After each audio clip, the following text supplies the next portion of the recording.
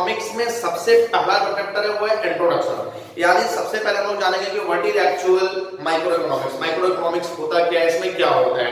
तो सबसे पहले माइक्रो इकोनॉमिक्स में जो सबसे पहला टॉपिक है वो है इकोनॉमी। इकोनॉमी के बारे में सबसे पहले हम लोग जानेंगे कि इकोनॉमी होता क्या है। अब देखो जनरली आपने बहुत सुना होगा Indian economy, US economy, Australian economy, China economy, बहुत सारे कंट्रीज के इकोनॉमी के बारे में सुना होगा। तो जनरली इकोनॉमी है क्या, तो आपके आसपास का सराउंडिंग जिसमें आप बिजनेस करते हैं जनरली वही तो इकोनॉमी है। यानी कि जो सराउंडिंग्स जो में रिसोर्सेज प्रोवाइड करते हैं एक बिजनेस को, एक इकोनॉमी को रिसोर्सेज प्रोवाइड करते हैं, उसी को हम लोग इकोनॉमी बोलते हैं। अब जनरली रिसोर्सेज प्रोवाइड करने से क्या मतलब है कि फॉर एग्जांपल कि हम लोग जो मोबाइल यूज करते हैं तो जनरली वो मोबाइल बनाया किसके द्वारा किया, ह्यूमन बीइंग के द्वारा। बट कहीं ना कहीं ह्यूमन बीइंग को भी रिसोर्सेज यूज करने पड़े उस मोबाइल को बनाने में, और वो रिसोर्सेज उनको मिला कहां से, सोसाइटी से। तो सोसाइटी से जितने भी रिसोर्सेज मिले उन्हीं को यूज करके हम कुछ ना कुछ इकोनॉमी में काम करते हैं। अब जनरली आप मोबाइल यूज करते हैं, आप जियो का फोन यूज करते हैं, आप एयरटेल का फोन यूज करते हैं। तो जनरली जियो और एयरटेल का फोन काम कैसे करता है, थ्रू द टावर। टावर कहां लगेंगे, अगर सोसाइटी ही नहीं होगा तो टावर कहां लगेंगे, तो कहीं ना कहीं सोसाइटी में ही तो टावर लगेंगे। आप जो केबल देखते हैं, केबल जो बनता है वो जनरली बनाते ह्यूमन बीइंग्स हैं, बट रिसोर्सेज तो कहीं ना कहीं सोसाइटी से ही मिलता है उस केबल को बनाने के लिए। तो सारे सराउंडिंग्स जो हमें सोसाइटी को या इकोनॉमी को रिसोर्सेज प्रोवाइड करते हैं उसी को हम लोग बोलते हैं इकोनॉमी। क्या बोल रहा है, यानी इकोनॉमी अपने आप में एक सिस्टम है।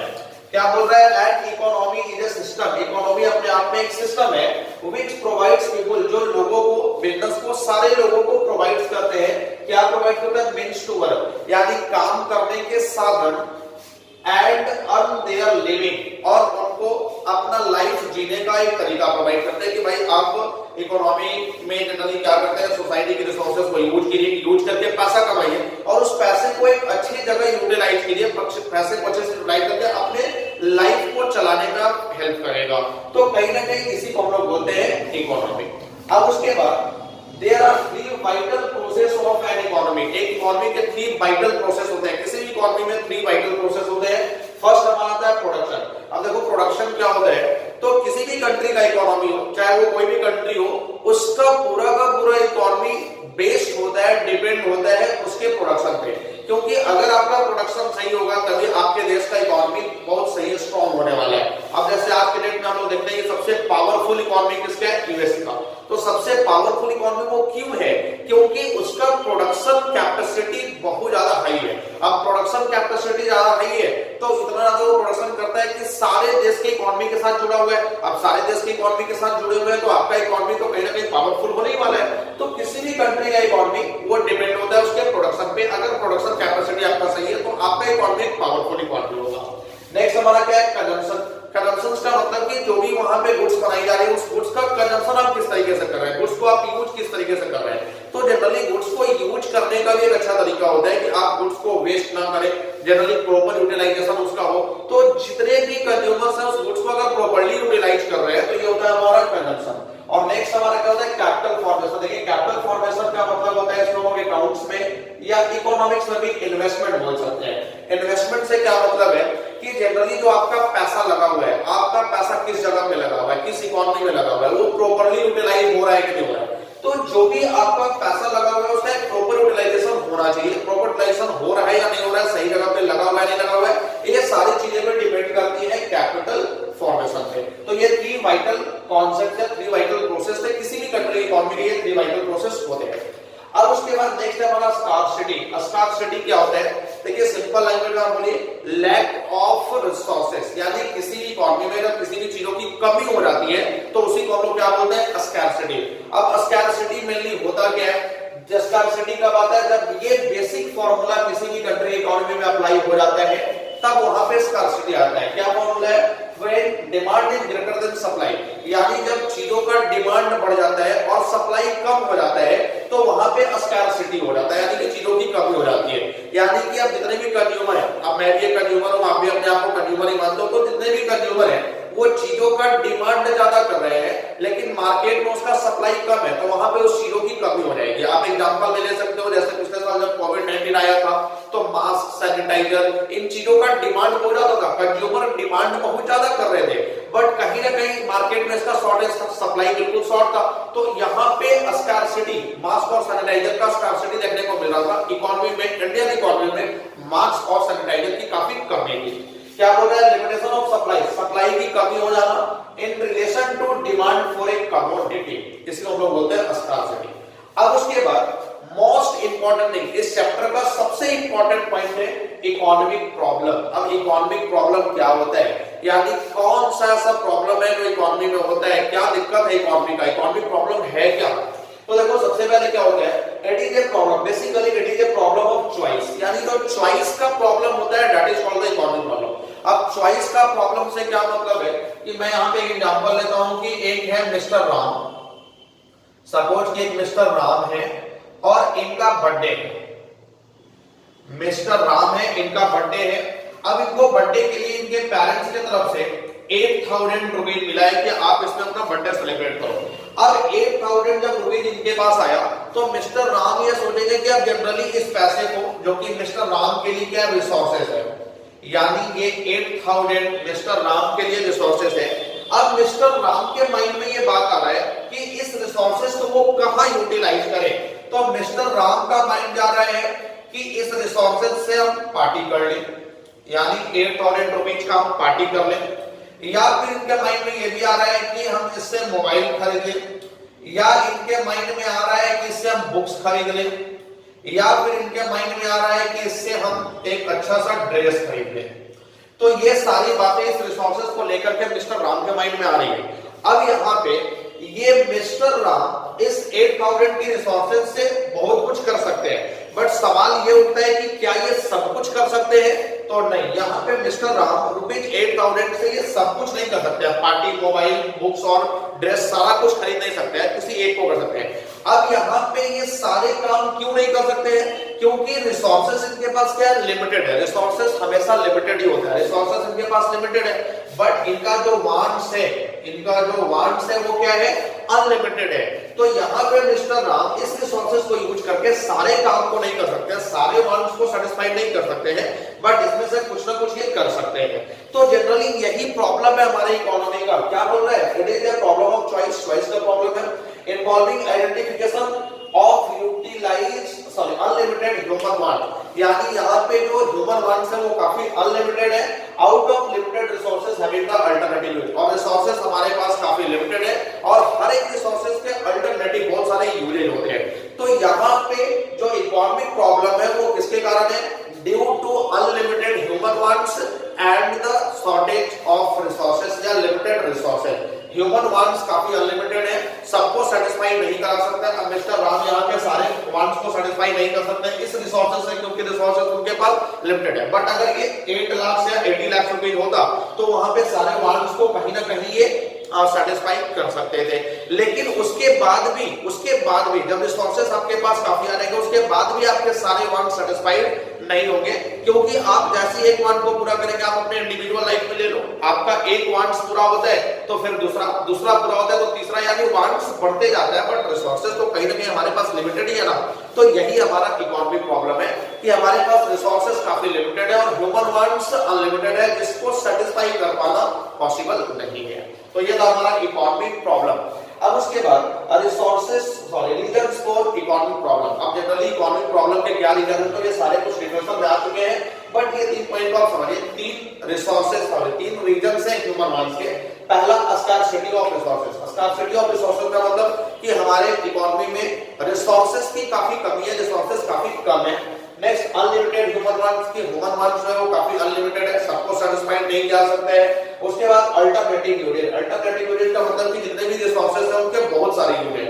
अब एग्जांपल आप ले लो इलेक्ट्रिसिटी, तो जनरली इलेक्ट्रिसिटी आप बहुत जगह यूज करते हैं। इलेक्ट्रिसिटी आप अपने घर में भी यूज करते हैं, फैक्ट्री में भी यूज करते हैं, दुकान में भी यूज करते हैं, हर जगह यूज होता है। लेकिन यहाँ पे डिपेंड आपके ऊपर करता है कि आप उसको किस तरीके से यूज कर रहे हो, आप कितना यूज कर रहे हो, आप कितना एफर्ट कर सकते हो उस इलेक्ट्रिसिटी के लिए, आप उतना ही यूज करोगे। तो that is the alternative uses. अब उसके बाद नेक्स्ट टॉपिक हमारा है इकोनॉमिक्स। ये बेसिक इंट्रोडक्शन था। अब हम चलते हैं इकोनॉमिक्स में। तो जनरली इकोनॉमिक्स है क्या? Economics is a social science. Economic एक सोशल साइंस है। सोशल साइंस को क्यों बोला गया?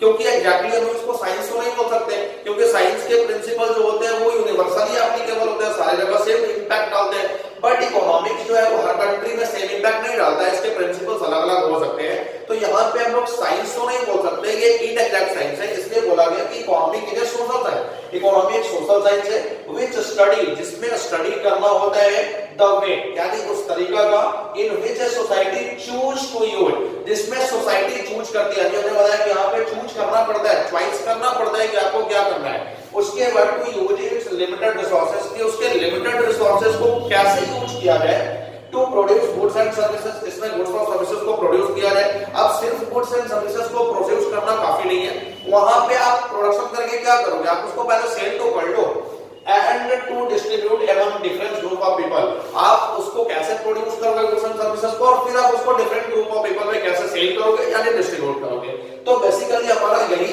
इकोनॉमिक्स है। अब उसके बाद ब्रांचेज ऑफ इकोनॉमिक्स में बात करें, most important point branches of economics. तो ब्रांचेज में दो ब्रांचेज है इकोनॉमिक्स के, एक माइक्रो इकोनॉमिक्स और सेकंड है हमारा macro economics. Micro economics and macro economics. देखो माइक्रो इकोनॉमिक्स क्या होता है, ये दोनों ही वर्ड जनरली होते हैं। माइक्रो का मतलब होता है स्मॉल, यानी छोटे लेवल पे। तो जब हम लोग इंडिविजुअल की बात करें, किसी इंडिविजुअल का स्टडी करें तो उसको माइक्रो बोलते हैं, और जब किसी भी एग्रीगेट चीजों का स्टडी करेंगे तो उसको हम लोग बोलते हैं मैक्रो।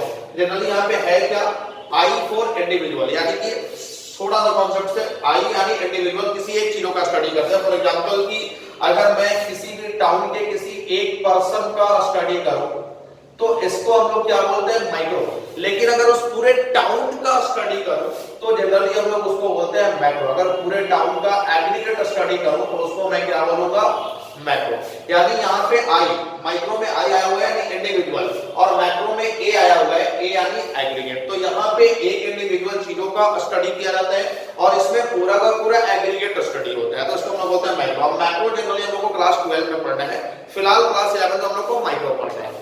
अब उसके बाद इन कुछ बेसिस पे इन दोनों में डिफरेंशिएट किया जा सकता है, micro economics and macro economics. सबसे पहला ओरिजिन, ओरिजिन की बात करें तो जनरली माइक्रो इकोनॉमिक्स हो या मैक्रो इकोनॉमिक्स हो, ये दोनों ही का ओरिजिन जो हुआ है वो ग्रीक लैंग्वेज से हुआ है। ये दोनों का ओरिजिन कहां से हुआ, ग्रीक लैंग्वेज से। अब माइक्रो इकोनॉमिक्स का ओरिजिन ग्रीक लैंग्वेज माइक्रोस से हुआ, जिसका मतलब होता है स्मॉल, यानी माइक्रोस का मतलब स्मॉल होता है। और माइक्रो इकोनॉमिक्स का जनरली जो ओरिजिन हुआ वो ग्रीक लैंग्वेज मैक्रोस से हुआ, जिसका मतलब होता है लार्ज, यानी बड़े लेवल पे, एग्रीगेट लेवल पे। तो ओरिजिन दोनों का ग्रीक लैंग्वेज से हुआ, माइक्रोस से माइक्रो इकोनॉमिक्स का और मैक्रोस से मैक्रो इकोनॉमिक्स का। अब उसके बाद मीनिंग के बेस पे अगर दोनों में डिफरेंस किया रहा है तो क्या होता है कि the part of economics theory which study the behaviour of individual, यानी ऐसा इकोनॉमिक थ्योरी जिसपे हम लोग बिहेवियर इंट्रोड्यूस, यानी कि जितना भी आपका इंडिविजुअल है, यानी किसी एक पर्सन का या किसी एक पर्टिकुलर थिंग्स का स्टडी करते हैं, उसको हम लोग बोलते हैं माइक्रो इकोनॉमिक्स। अब इसमें भी सेम होगा, the part of economics theory which study the behaviour of aggregate. यहाँ पे मैक्रो में हम लोग क्या करते हैं कि एग्रीगेट का पूरा स्टडी करते हैं। जैसे मुझे अब निकालना है कि मिस्टर राम जो है औरंगाबाद के रहने वाले हैं, तो उनका पर्सनली लाइफ का स्टडी कीजिए कि वो कितना कमाते हैं, कहाँ खर्चा करते हैं, तो उसको मैं माइक्रो बोलूंगा। बट अगर मैं ये बोलूं कि पूरे औरंगाबाद में जितने भी लोग हैं, आप सारे लोग का, पूरे औरंगाबाद टाउन का आप स्टडी करो कि लोगों का एवरेज इनकम क्या है, तो उसको मैं बोलूंगा मैक्रो, क्योंकि वहां पे एग्रीगेट लेवल पे मैं सारा कुछ कंपेयर कर रहा हूं। अब उसके बाद टूल्स की बात करें तो माइक्रो इकोनॉमिक्स में मेरे जो टूल्स यूज होते हैं वो है डिमांड और सप्लाई, यानी कि एक पर्सन का डिमांड क्या है और एक पर्सन का सप्लाई क्या है इंडिविजुअल लेवल पे। जबकि मैक्रो इकोनॉमिक्स में aggregate demand and aggregate supply का हम लोग कहीं ना कहीं असर करते हैं कि एग्रीगेट डिमांड क्या है, यानी पूरे टाउन का डिमांड क्या है, पूरे नेशन का डिमांड क्या है और पूरे नेशन का सप्लाई क्या है। तो एग्रीगेट लेवल पे यहाँ पे डिमांड और सप्लाई होगा। नेक्स्ट हमारा अदर नेम। अगर हम लोग इसको अदर नेम से जाने, यानी माइक्रो इकोनॉमिक्स को और क्या बोलते हैं, जैसे हर किसी के घर का नाम अलग होता है, ऑफिस का नाम अलग होता है, कुछ लोग उसको अलग नाम से पुकारते हैं, तो हर एक का नाम अलग अलग हो सकता है। तो उसी तरह से माइक्रो इकोनॉमिक्स को हम लोग बोलते हैं प्राइस थ्योरी, यानी माइक्रो इकोनॉमिक्स का एक और नाम है प्राइस थ्योरी। सिमिलरली आपका जो मैक्रो इकोनॉमिक्स है उसका एक और नाम है इनकम एंड एम्प्लॉयमेंट थ्योरी, ये इनका अदर नेम हो गया। अब एग्जांपल अगर लिखना बोले तो एग्जांपल का मतलब क्या होता है कि यहाँ पे आप एग्जांपल दे सकते हैं माइक्रो इकोनॉमिक्स में किसका एग्जांपल लेंगे और मैक्रो में किसका एग्जांपल लेंगे। तो माइक्रो इकोनॉमिक्स में जनरली हम लोग इंडिविजुअल इनकम या इंडिविजुअल आउटपुट, यानी किसी एक पर्सन का इनकम और एक पर्सन का आउटपुट का एग्जांपल हम लोग लेंगे माइक्रो इकोनॉमिक्स में। मैक्रो में क्या लेंगे, नेशनल इनकम। अगर पूरा नेशन वाइड इनकम देखा जाए कि पूरे नेशन का इनकम कितना है तो वो आ जाएगा मैक्रो में। नेशनल आउटपुट, पूरे नेशन का आउटपुट देखा जाए तो वो आ जाएगा मैक्रो इकोनॉमिक्स में। तो आई होप गाइस कि आपका ब्रांचेस ऑफ इकोनॉमिक्स क्लियर है। अब उसके बाद एक टॉपिक जो आज के वीडियो में हम लोग कवर करेंगे वो है सेंट्रल प्रॉब्लम ऑफ इकोनॉमी। सबसे important point, central problem of economy का मतलब क्या हुआ कि जनरली हर एक इकोनॉमी में क्या प्रॉब्लम है, उसका सेंट्रल प्रॉब्लम क्या होता है। तो देखिए यहाँ पे क्या कहीं कहीं इसको लिख देता है इकोनॉमिक, सेंट्रल इकोनॉमिक प्रॉब्लम, यानी कहीं कहीं बुक्स में लिखा हुआ मिलेगा central problem of an economy, कहीं कहीं लिखा हुआ मिलेगा सेंट्रल इकोनॉमिक प्रॉब्लम। दोनों सेम है, लैंग्वेज अलग अलग यूज किया जा सकता है।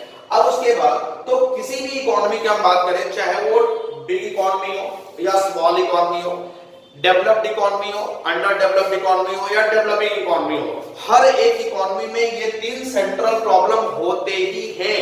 अब इसमें तीन सेंट्रल प्रॉब्लम में सबसे पहला जो प्रॉब्लम हमारा what to produce. What to produce का मतलब कि क्या प्रोड्यूस किया जाए। हर इकोनॉमी के सामने ये प्रॉब्लम्स क्रिएट होता है, ये प्रॉब्लम आता है कि क्या प्रोड्यूस किया जाए। यानी जनरली यहाँ पे अभी आपने लिखा कि इकोनॉमी में चूज करना पड़ेगा, चॉइस करना पड़ेगा, क्योंकि रिसोर्सेज लिमिटेड है। अब रिसोर्सेज लिमिटेड है तो वहां पे चूज करना पड़ेगा कि क्या प्रोड्यूस किया जाए और कितने क्वांटिटी में प्रोड्यूस किया जाए ताकि हमारा गुड्स सेल हो। तो जनरली यहाँ पे क्या बोल रहा है, it involve selection of goods and services, यानी यहाँ पे सिलेक्शन करना पड़ेगा गुड्स और सर्विसेज का टू बी प्रोड्यूस, कि क्या प्रोड्यूस किया जाए and the quantity to be produce, और कितने क्वांटिटी में प्रोड्यूस किया जाए। तो सबसे पहले आप चीजों का डिमांड देखेंगे कि मार्केट में किस चीज का डिमांड चल रहा है, बस आप उसी को सिलेक्ट करो और उसी को प्रोड्यूस करो, क्योंकि जिस चीज का डिमांड होगा मार्केट में ऑब्वियसली वही सबसे ज्यादा सेल होगा। तो आप गुड्स सेलेक्ट करो, सर्विसेज सेलेक्ट करो कि क्या प्रॉब्लम्स है, यानी कि मार्केट में किस चीजों का डिमांड बहुत ज्यादा है, बस आप उसी को प्रोड्यूस करेंगे। एंड द क्वांटिटी, और कितने क्वांटिटी में प्रोड्यूस किया है। क्वांटिटी का मतलब क्या हुआ कि जितना डिमांड अगर आप उससे ज्यादा प्रोड्यूस कर देते हो, जितना सप्लाई है उससे ज्यादा प्रोड्यूस कर देते हो, तो फिर आपके पास चीजें बच जाएंगी तो रखे रखे पड़े पड़े खराब हो जाएंगी, तो कहीं ना कहीं आपके लिए लॉस है। अगर आप सप्लाई से कम प्रोड्यूस करते हो तो वहां पे सप्लाई कम हो जाएगा, डिमांड तो बढ़ाई हुआ है, तो फिर चीजें महंगी हो जाएंगी, इन्फ्लेशन बढ़ जाएगा। तो आप उतना ही सप्लाई करो जितना का डिमांड, आप उतना ही प्रोड्यूस करो जितना सप्लाई होना है, जितने का डिमांड है, उससे ज्यादा आपको सप्लाई और डिमांड नहीं करना है। तो ये हो गया व्हाट टू प्रोड्यूस के सबसे पहले आप सिलेक्ट करो कि कौन सा गुड्स और सर्विसेज प्रोड्यूस करना और कितने क्वांटिटी में प्रोड्यूस करना है। नेक्स्ट हमारा हाउ टू प्रोड्यूस, यानी कि कैसे प्रोड्यूस किया जाए। तो मेनली इसमें सिलेक्शन करना होता है टेक्निक्स का, कि प्रोडक्शंस में कौन से टेक्निक्स को यूज करते हुए जनरली हम उसको सेलेक्ट करें। तो जनरली जो टेक्निक्स होते हैं वो टेक्निक्स हमारे पास दो होते हैं। अब इन दोनों में से कौन से टेक्निक्स को सेलेक्ट किया जाए ये हमारे कंट्री के इकोनॉमी पर डिपेंड करता है। तो सबसे पहले इसमें क्या होता है हमारा लेबर इंटेंसिव टेक्निक्स, सबसे पहला हमारा होता है लेबर इंटेंसिव टेक्निक, और एक हमारा होता है कैपिटल इंटेंसिव टेक्निक।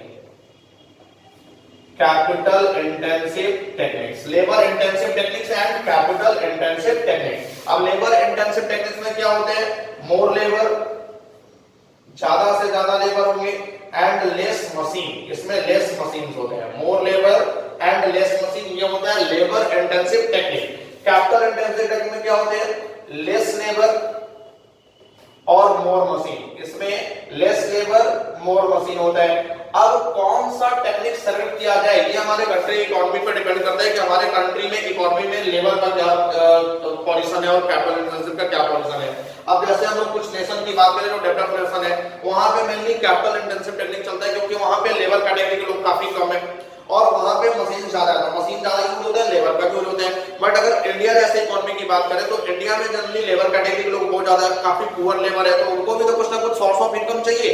तो जनरली इंडियन जैसे इकोनॉमी में हम लोग लेबर इंटेंसिव टेक्निक यूज करते हैं, जहां पे ज्यादा से ज्यादा लेबर काम करते हैं, मशीन कम से कम काम करते हैं। लेकिन अगर हम लोग यूएसए की बात करें, ऑस्ट्रेलिया की बात करें, चाइना की बात करें, तो जनरली वहां पे कैपिटल इंटेंसिव टेक्निक चलता है, क्योंकि वहां पे लेबर कैटेगरी के लोग काफी कम है, तो वहां पे मशीन ज्यादा यूज होता है, लेबर कम यूज होता है। बट कुछ इकोनॉमी ऐसे नहीं है जो दोनों का मिक्सचर है। जैसे चाइना की बात करें तो चाइना में लेबर इंटेंसिव टेक्निक भी बहुत ज्यादा यूज होता है, कैपिटल इंटेंसिव टेक्निक भी बहुत ज्यादा यूज होता है, क्योंकि चाइना में हर घर में कुछ ना कुछ प्रोडक्शन होता है और लेबर भी वहां पे बहुत ज्यादा है, बहुत ज्यादा कैटेगरीज के लेबर भी वहां पे मिल जाते हैं। तो बहुत सारी इकोनॉमी इसको मिक्सर करके चलती है, दोनों यूज करती है, capital intensive technique as well as labour intensive technique. But India जैसे इकोनॉमी में लेबर इंटेंसिव टेक्निक ज्यादा चलता है और यूएसए जैसे कंट्री में जनरली हम लोग क्या करते हैं, कैपिटल, यूएसए जैसे इकोनॉमी में कैपिटल इंटेंसिव टेक्निक ही ज्यादा चलता है। तो ये हो गया हाउ टू प्रोडक्शन, यानी कि किस तरह का टेक्निक्स यूज किया जाए प्रोडक्शन